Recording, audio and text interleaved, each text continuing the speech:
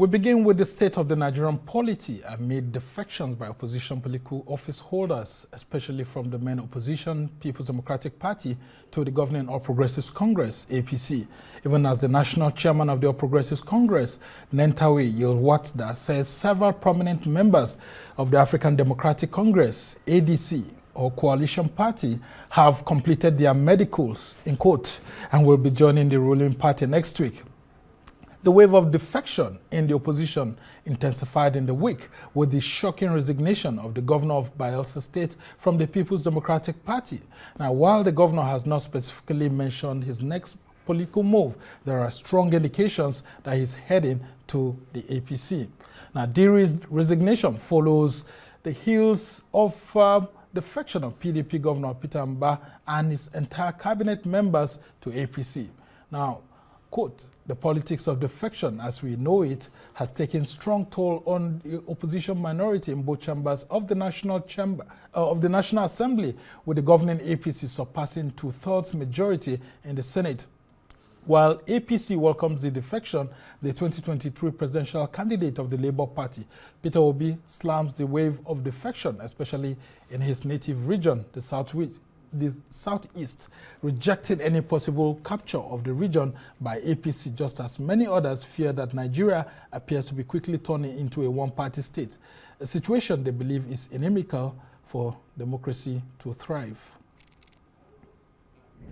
Well, to help us make sense of the politics of defection in Nigeria is the former National Secretary of the defunct Alliance for Democracy, Professor Odenta Odenta. Welcome to the program. Hey, Samna. It's been a while. Yeah, I mean, so good to have you. It's a pleasure, you know. Yeah, I mean, after quite some time. After quite some time, absolutely. So, I would like to start by this. Are we heading towards a zero party? I mean, not just a one-party state, but a zero-party state.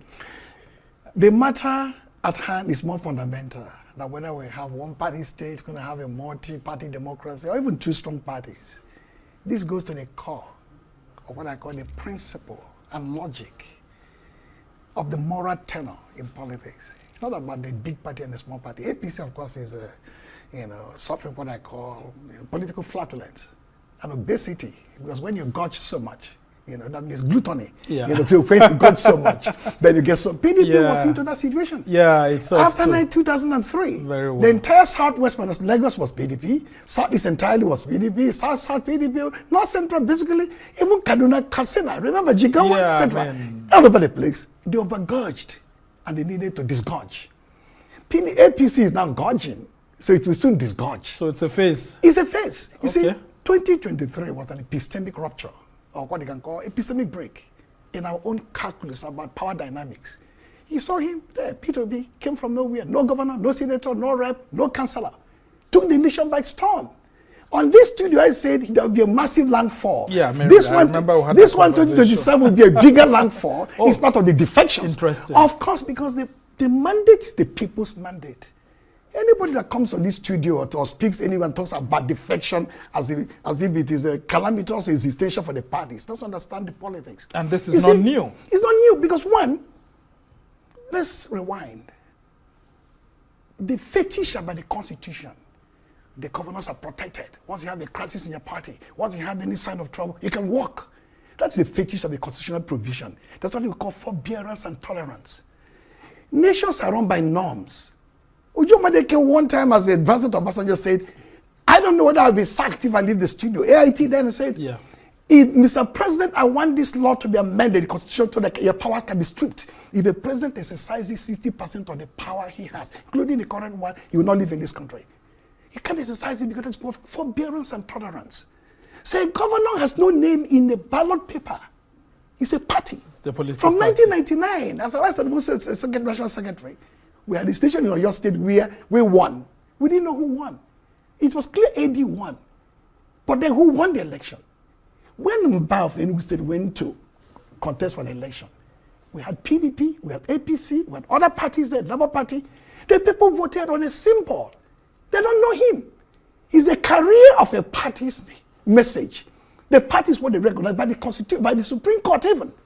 So you now have taken millions of the vote of a people, desecrated it, desacralized it, in a manner of cultural surrender to some external invading force, and abandon the mandate of the people. And people are clapping. Well, it is not clapping because you're going to win election next time, but the very moral fabric, the ethical foundation of the political order is what is at stake. The character of some political elite. Now, Professor Odetta, I'm asking you this because when there was this experiment in the aborted Third Republic for an SDP and NRC to be brought in place by Babangida, I don't know if he would have, foresaw something like this, because I'm imagining, what if we had only these two parties, SDP and NRC, way up till this period now? So are we saying that once SDP is in power, like Abiola had won, so everybody in NRC would have dissolved into SDP? Or if NRC was in power, everybody in SDP would dissolve into... That's not going to happen. I don't know. Now. In 1999, there were 3 parties. By 2003, if I'm not mistaken, APOGA had been added to the mix. Yes. DPP eventually came, and a few others. Yes. So between 2003 and 2007, it was like multi-party democracy. 1999 was something a little bigger than two-party system, with a smaller AD, my party, in the mix with APP and the PDP. By 5, 7, 8 years later, there were about sometimes 7 parties. Now we have at the time, we grew up to 80-something parties before they started whittling them down. Possibly now about 70, 80, 90, with some new ones coming in. Yes. Politics has a way of rebalancing itself. PDP was dominant for 16 years. The other smaller parties couldn't catch up in their individualities and their pluralities or singularity. They didn't come together as a multiform force, as a coherent and cohesive group. They did so in 2003 and then bettered APC as a special purpose vehicle for the sake of seeking power, and they got it in 2015. Now they've been in power for 8 years, and because so reason, this government, this presidency, Mr. President is frightened of his legacy, of his accomplishment. Because if you are strong, you work on your party, grow the party internally, and say, this is what I have done for 2, 3, 4 years. I will run on my own accomplishments. This government can't run its accomplishment. You have to run on the decapitation of the multi-party democratic framework. That means if you crush all the opposition parties and they are limping, you usually re-enter in 2027. A brilliant strategy if people understand what it's doing. Now, how do you checkmate that? It happened again pre-2013. PDP was rampant. Then CPC, ACN, etc. started coming together. Now you have a PDP that is weakened, still standing, but not what it used to be as a behemoth. You have ADC coming on stream. You have even a new one. People are not watching. ADA. Yeah. It has completed, I can tell you for free, it has completed its processes. All the processes. All the processes. Absolutely. And that party is, of course, is untainted. It's clean. ADC has a lot of issues. Yeah, I mean, because that's what I heard. 16 that the court cases. They may eventually dissolve I'm telling into you, the there's ADA. another one people are having. ADA. Watch this name. It will grow in leaps and bounds in the next weeks and months to come, depending what happens with the big opposition parties. So again, they will come together. Factions of the Labour Party, tendencies within these other ones there, they could build a new coalition of force that can give APC a run for the money 2027.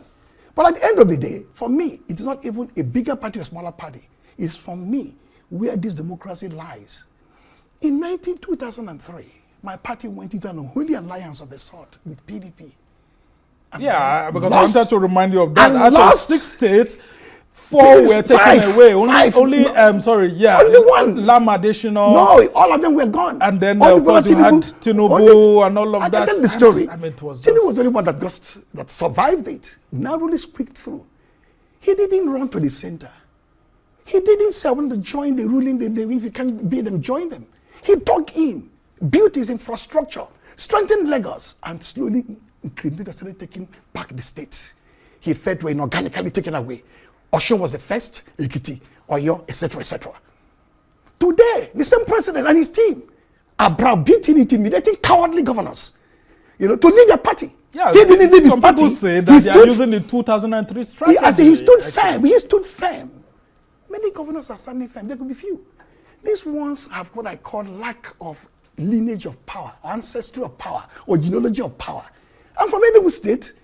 The governor of Peter Mba, he has no lineage of power. I don't know where he's coming from politically. I don't know. In this state, I don't know who mentored him. You would have seen people like Sullivan Chime and Namani and all of that. Who mentored him? Who groomed him? Because, you see, cultural surrender is when you don't even understand the socio-political and strategic landscape of the country and the party you are bringing into the heart of Igbo land. That is clear. Original Eastern Nigeria was better. That's the way the capital. Yeah, but there's APC in Ebonyi State. There's APC in other states when too. When I tell you about growing a party, organic growth of a party, a governor woke up one day, called on mine, and said, "I'm no longer PDP.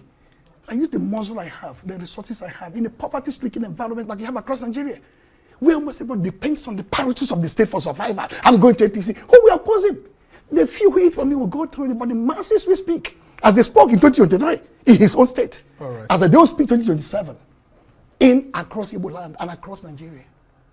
Now, very interesting perspective there. Let's talk about how some people say that President Bola Tinubu has smarted people like Atiku Abubakar, Jonathan, Obi, and all of that. In what sense? Do you think that they sense? could actually measure up to this president who many say is the first politician, real-time politician to become president in 2027? Politics is convulsive in its fluid movement.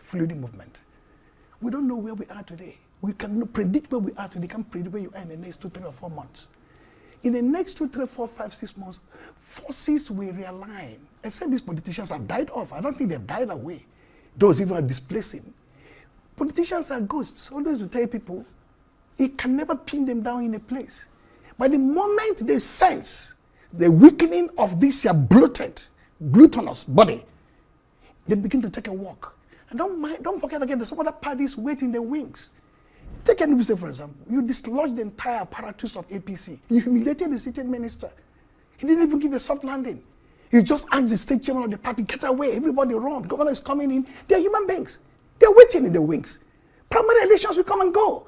Many, 70-80% will not even smell it. Other parties will open their arms and say, come back to us.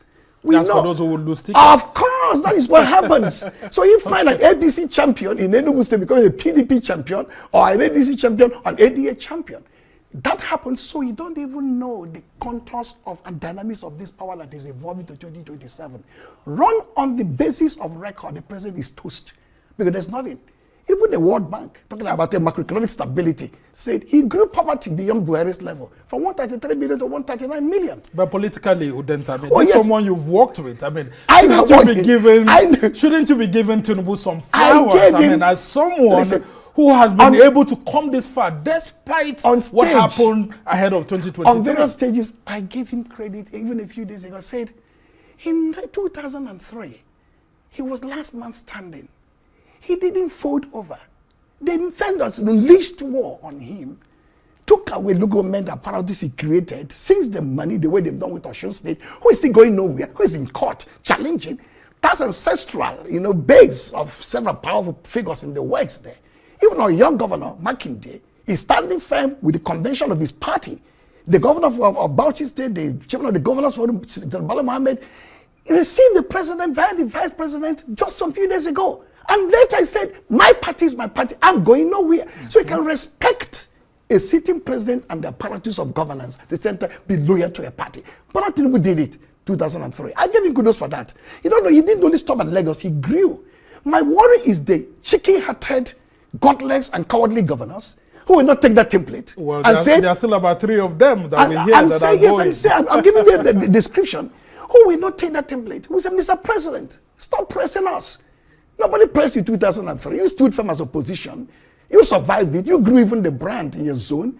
Allow us where we are. We are part of Nigeria. We're not an appendage of the federal. And for the case of the governor of Enugu State, who talked about the Southeast denying, APC, the PDP, then the Southeast, the presidency, it's going to come of it. Let's trace the history. 1999, we were part of the conversation post-Abacha, post-Abiola. What brought Obasanjo and not Ekweme? Seeing the presidency, ultimately went to every state in the Southeast. At the time, the powerful deputy president, powerful deputy speaker, at the time, chairman, Senate Committee on Works, House Committee on Works, not to talk of SGF, not to talk of the coordinating minister of the economy with international global acclaim, central bank governor. Under Obasanjo presidency, and Igbo's son was even presumed to be the most powerful for 8 years, if you remember the name I'm talking about. Yeah, for 8 years. For 8 years. Doing and undoing. And beyond that, the Ejirika was the first army chief since 1966. 2 IGPs, Okiro and Onovo. And then the presidency, of course, for you to contest with other groups and say, how do you cut your deals? How do you reach compromises to get it? We've not gotten it. But their son was close by in 2023. Did any of these governors back him? Did they say, oh, hello, this man is not pulling all the weight across the country. Let us support him. He's coming 2027, and these same governors and ministers are telling him, stay away. The job is settled for another. Well, they said they want to go to the center to actually now get this ticket ahead of 2010. The question you ask yourself is, I wish we have all the more time and have people to fact check me. Yeah. Enugu State and KB, which one is performing better? Yes, when this is of development. Yeah. Enugu State. And possibly... Yeah, but when you are the center, You know, there are some I'm benefits that saying, you get, if you're which getting- he, as the only PDP governor, seems to be missing. The only way you can get it is when you look at the performance of the states, of the governors already getting it. Kebbi State is getting it. Katsina is getting it. Possibly other states I can't remember now are getting it who are APC. I'm asking you, are they doing better than PDP control states who are not getting whatever? It's something you are getting that is not constitutional. Is that what they're talking about? You mean there's some money the presidency packages and gives to people under the table? No, in terms I'm of asking, projects, I'm in listening, terms I'm of listening. projects, I mean. I'm saying there's a constitution they have that is federal in nature. I'm not a fetish of constitution. I don't believe fetish. It's not the constitution. You know, it's not a fetish. A governor has means and ways of getting constitutionally prescribed money, beginning from IGR, which you have to develop. Then what is meant for you as allocation, then other special intervention funds due to you. If APC governors, from what we hear, it may be a lie, it may be rumor, it could be a allegation, are getting something under the table. And people are being lured to come and get something under the table. As I said, verify, find out. If that is not the truth, then if your state, you are doing better in virtual indices of development than the state at the center where you are running to, what are you going there to do? Very interesting perspective. And so in all of this, as we head towards 2027, I want you to talk about the potential opposition presidential candidates that may emerge, maybe to challenge a President Bola Tinubu, who's, I mean, it's given, though he hasn't said he's going to seek second time yet, but of course we all know everybody. Oh, he's seeking, you mean the president? Yeah. He can't be doing what he's doing except he's seeking second time. Well, he hasn't said so with his own mouth. I remember That's at the time, I was among those, I can credit myself with being among those that put a check on that rampage move to remove the vice president even be ahead of time. They went to his zone and said, he will not even run with the president. We're not even giving you the so-called endorsement until the governor of Borno said, no, if you don't give Shetima endorsement with the president for a second time, APC is gone in the Northeast. Yes. Even the Villa, the same thing, until the convention already given to the president, he will determine who his vice will be. People like us, loud-mouthed, came out on stage and said, this is awful, this is immoral, this is unethical. That's why they support that. I know they're looking for somebody somewhere, for somebody in the Northwest. Some people even mentioned to me before I came on this studio, if you're coming on the studio, look at Yari, Abdulaziz Yari of Zamfara. Watch that person. I don't know whether there's anything there. There could be something there. Okay, that's another matter. But then for the answer to the question, it's simple. On stage, I said, if PDP holds its convention decently, even with all these people escaping, like nomads, and then come out smaller, but cohesive and potent, and the former president picks the ticket, he's the president, he's toast. Who's the former president? Goodluck Jonathan? Yes, of course. He has not said so. Well, I'm just saying that he has not said so. Yeah. Next to him, for me, will be P2B. You think that an OB will go back to the PDP? Politicians, as I said, are calculating human beings. They're looking for opportunities and possibilities. Politics is a game of power. It's out of the possible. If you have an PDP convention, post-convention, and say the former president doesn't want to do it, and it's dangled before it be, and he doesn't see any other platform better than that, you will take it. You know what you do? You infuse more dynamism, more energy. You bring that radical, obedient spirit into it. So if I had a combination of the irrepressible obedient movement, if I had the domain of historical institutions of the Southeast, if I had the urban, warriors who are bitter, and the rest of the country who want change. Well, if you build that coalition, you will have to battle with the likes of Wiki and all of that. I mean, isn't the reason why they are there because, I mean, they talk here and there is that OB doesn't want to stand for a primary election. So if he does decide to go back to the PDP, I mean, just like Jonathan is saying, he has to be given an automatic ticket. Do you foresee that happening? Somebody told you that? Do you foresee that happening? We're not even there yet. First and foremost, let the party come out of the convention. I wish and pray. It's been zoned to the south. That's why they even zoned it to the south. Because when you ask that question about whether the president will contest, precisely the reason the party, PDP, knows the chairman of the Governors Forum, what they call it, the BOT chairman, Barbara, Malam Mohammed, and the rest of them, they know ultimately that this power has to go to the South. That sense of moral impulse that the party lacked in 2015, even like the last cycle, is what they want to redeem. It's a strategic calculation. And what the president wants to do, shut down the political South and neutralize it. If you have almost all the governors in the South and still say, oh my God, I'm only man standing here, let them not levy political war and I can face them. Because the North Central is much more, pluralities there and the diversities that anybody can meander here and there. If you have an Obi or a Jonathan, that's a checkmate. If Obi runs election, PDP or whichever party he takes on the platform, we sweep the South. They know it. Mba knows it, others know it. You think so? It is clear. I mean, with all the federal might and all of that, so that these guys have are we at the on center. stage talking about federal might now? Okay, the new INEC chairman is possibly deployed to do this with the federal might, or the police, or the army, or the DSS, or the people, I mean, or the mandate. Nigerian politics better than I do. I don't know. Now, a whole lot of people who are incumbents would deploy the machinery of the state to ensure that the state works for them. So clearly now on stage, we are now having a conversation where an APC in a shambolic performance form, growing poverty in the land, with banditry and terrorism, eating to the soul of the nation, ungoverned spaces exploding, but federal might is available. New INEC chairman is coming with a brief. The DSS and the police are available. The army may even shadow, and then the people's will is repressed. That is a dark scenario, dystopian scenario for Nigerian politics. The people will resist politically, constitutionally, and legally any shenanigan on the part of a failed and failing presidency.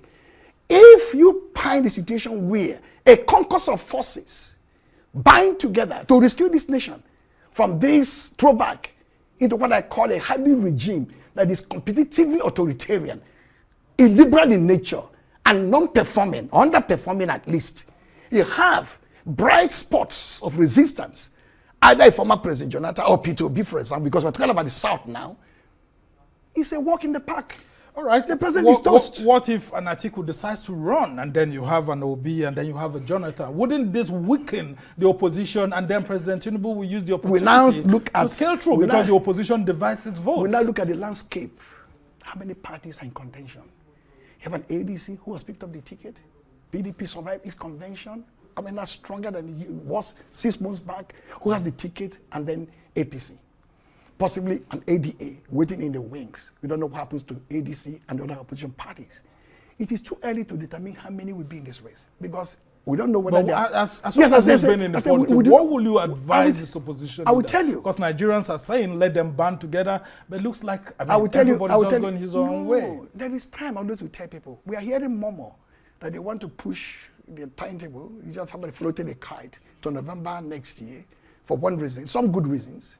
For me, that should be 2031 for some good reason. Don't use state resources to prosecute a matter. Let out the courts weigh in with litigation, complete it or to Supreme Court level before you don't take power and they begin to govern. I understand that. But for this time around, people believe that the time is now too short in terms of the calculus, in terms of the mentality of power and politics and its dynamics, what people want. If you do that 2031, fantastic. Now, if you have enough time to say March next 2027 for election, the implication is this. Politicians weigh their options. I can bet you, no Northerner can beat this sitting president. Whoever, by whichever name you describe it, and no Northerner can even beat a strong candidate from the South. You know the reason? Zoning restrains the appetite of power. If you have the president alone with a Northerner, and there's no P2B, and there is no Jonathan in the race, he is won. Because no Northerner will take 10% of the vote in the South. That means 17 states are gone already.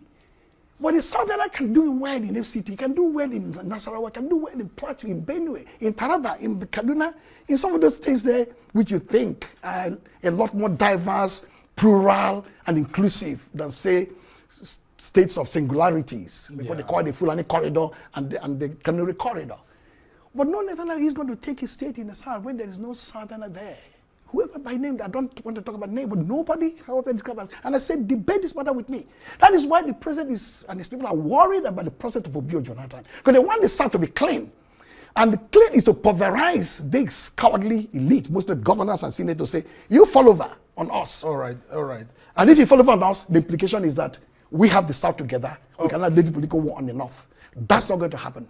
There will be a strong Southern contestation of power. Not only the president, one or two other will be in that mix. All right, just before I let you go, I want you to listen to this statement by the governing APC national chairman. It says some of those who are defected from the People's Democratic Party, PDP, joined the ADC and now returning to the APC. And this is what Yahaya Bello, former governor of Kogi State, is saying, that Your Excellency, Mr. President, you don't even need to come to Kogi State to campaign 2027. Don't do any wahala, that's trouble, that you want to come to Kogi State to campaign for a second time. Okay. There is no opposition in Kogi State. Fine. When you hear APC leaders speaking this way, fantastic. how do you feel? I know how they're speaking that way. Was anybody dodging EFCC for a while, for months? Was there any of the former governors from one of the North Central states dodging EFCC for a long while? No, I mean, it's not me as an opinion. Even sometimes a fisticuff, some gunshots and so on there, city governor protecting him and so on, multi-billion issues with the EFCC. Is that Yahaya Bello? Maybe. Okay. You know the reason why he's talking what he's talking. The chairman of APC, the former INEC man, he was INEC rec. I say so on stage. INEC man may know what he's talking about because he has instrumentalist of INEC in his hands. As I said, I'll find it difficult. I'm learning how to pronounce his name now. He too has no lineage. Listen, he too has no lineage of power. Just like the other one, he has no lineage of power. There's no ancestry they have. These people are new chaps in the ring who are enthusiastic and overbloated with confidence about what they know nothing about. The time it will come and the die is cast and set, 2027 will be a watershed moment in our history. The epistemic breakup or rupture of 2023 will be multiplied in multiple fold in 2027.